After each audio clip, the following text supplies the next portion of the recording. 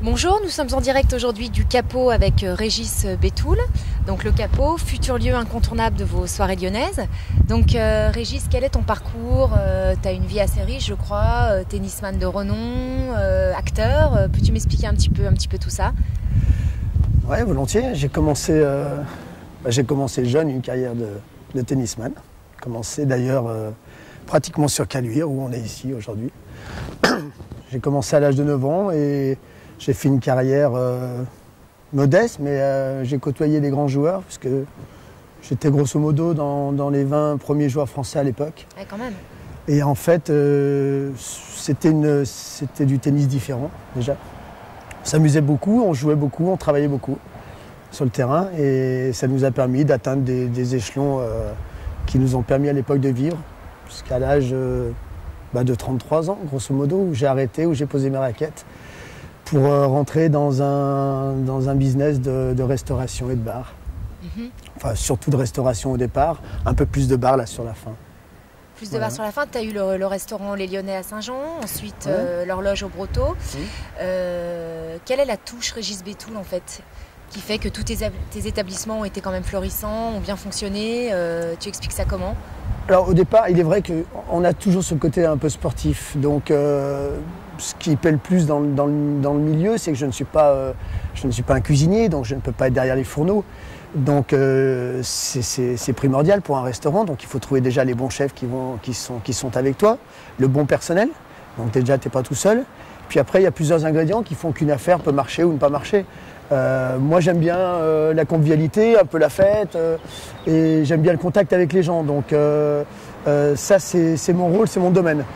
Ensuite, de travailler, faire des heures, faire des achats ou monter le business, ça va de pair. Mais aujourd'hui, je crois que c'est pas que Régis, c'est les gens qui t'entourent.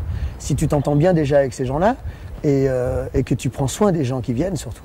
Je pense qu'il faut, c'est le but, c'est de prendre soin des gens qui viennent te voir et s'occuper un petit peu d'eux, si possible. C'est pas ce que je fais tout le temps, hein, parce que j'ai aussi mon caractère, je suis souvent nerveux quand ça se passe pas très bien, donc, mais dans la majorité des cas, j'essaie de vivre les bons moments avec les gens, quoi. Les gens viennent chez toi en fait comme s'ils venaient chez un copain, il y a un esprit quand même assez famille chez toi. Ouais, je pense que c'est ça, ouais. Je pense il faut le prendre comme ça en tous les cas. Même si on essaye de faire des choses un peu bien, que ce soit en nourriture, en boisson, etc. Après, il faut trouver le juste milieu, mais la base, c'est ça. C'est de venir voir, passer un bon moment, voilà, pas se prendre la tête. On sait qu'on peut venir et en basket ou en costard, ou faire une réunion d'à côté, ou alors boire des canons de l'autre, ou même dans le nouvel établissement, ça sera de jouer au boule ici, puisqu'on a un grand terrain de boule. Voilà. Alors justement, donc en parlant de nouvel établissement, quel est le concept du Capot? Comment est-ce que ça va évoluer? Quand est-ce qu'est prévue l'ouverture? Alors, le Capot, d'abord, c'est une affaire de Caluire que je connais depuis mon plus jeune âge, parce que j'ai mangé ici souvent avec mes parents. Elle date de 1875 à peu près. Bon, elle a évolué forcément, mais le Capot, ça reste une entité de guinguette avec du jeu de boules à l'époque. Donc on va garder ce côté guinguette un peu plus chic, on va dire, aujourd'hui. Parce que moi, ce que j'aimerais, c'est que ça soit un peu plus haut de gamme dans le service, dans la présentation, dans la déco. Donc c'est ce qu'on fait aujourd'hui pour tous les travaux qu'on entreprend sur la ville de Caluire. Mais on va garder ce côté guinguette. On va garder ce côté guinguette, avec un bar qui est derrière nous, qui va être en construction. Mais voilà, mais pas le truc de ouf où on veut amener tout Lyon. Non, on va rester sur cette ville de Caluire, puis ceux qui viendront nous voir, ils seront bien, quoi. Et tu penses ouvrir à peu près début de l'été? Alors, j'espère dans le courant du mois de juin. J'espère début juin, même si c'est possible. Mais après, les aléas des corps de métier qui travaillent, le temps, etc., les intempéries, puis les surprises qu'on peut avoir au fur et à mesure des travaux feront que ça se déroulera en bon temps et bonne heure, si on croise les doigts. À quand quand est-ce que ton meilleur et ton pire souvenir à la fois mélangés de soirée, est-ce que tu en as un en particulier? Ouais, j'en ai un. Bon, on va dire le plus sympa, le plus agréable, c'est quand même avec mon pote Yannick Noah, puisque... C'est ce que j'allais te demander, tu étais très ami avec Yannick. Ouais, alors on peut dire que c'est souvent une grosse fête quand Yannick est là. À l'époque, il débutait dans sa carrière de chanteur. Il venait de lancer son deuxième disque qui commençait à marcher fort. Il est venu, donc c'était au Lyonnais à Saint-Jean.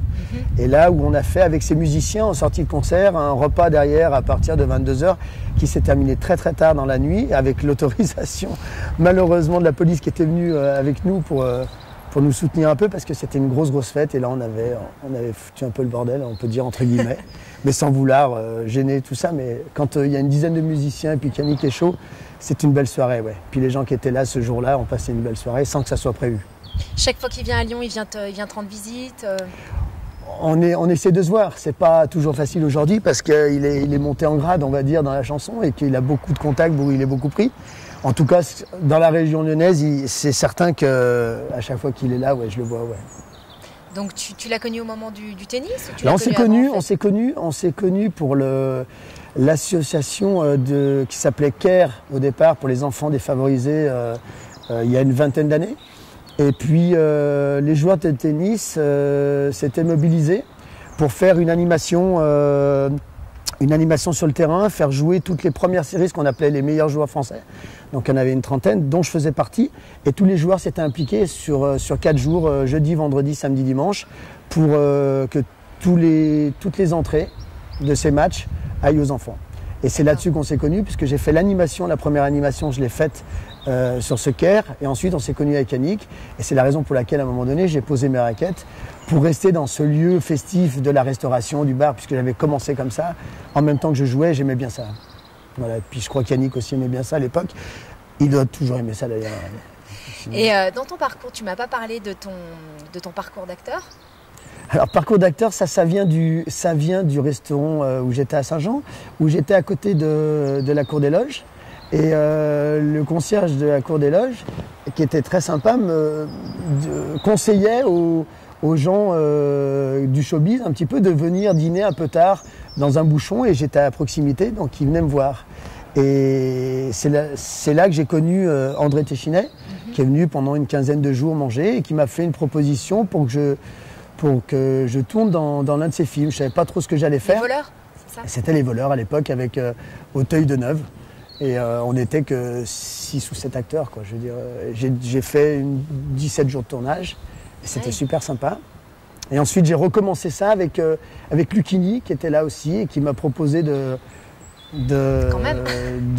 faire un bout de film avec Vincent Lindon. Donc on a fait Lindon-Lucchini, c'était la vie d'un restaurateur, donc ça tombait bien. Et par contre, je faisais pas le restaurateur, je faisais un agent immobilier un peu coriace. Puis après, quelques petits trucs, mais par-ci, par-là. Après, tu es arrivé au domaine de la restauration et puis de tout ça, finalement. J'ai continué, puisque ça, je l'ai fait pratiquement en même temps. Et voilà, on a été quand même au Festival de Cannes sur ce film. C'était une belle expérience, quoi. C'était une belle expérience. Puis après, c'est difficile, le cinéma, c'est pas mon domaine non plus. Et puis je crois qu'après, il faut s'investir différemment et c'était pas mon truc. D'accord. Donc tes projets, est-ce que tu as d'autres projets ? Le Capot, c'est déjà un très très beau projet. Est-ce que tu en as d'autres Non, parce que je continue. Je fais une affaire, je veux dire, si là aujourd'hui, c'est d'une des plus grosses que je pense que je vais avoir dans le fonctionnement. Je parle, c'est pas une grosse affaire, mais c'était des toutes petites. Donc maintenant, il faut évoluer là-dessus. Et aujourd'hui, non, je me focalise uniquement sur cette affaire du Capot à Caluire. Et puis après on verra, quoi. On verra.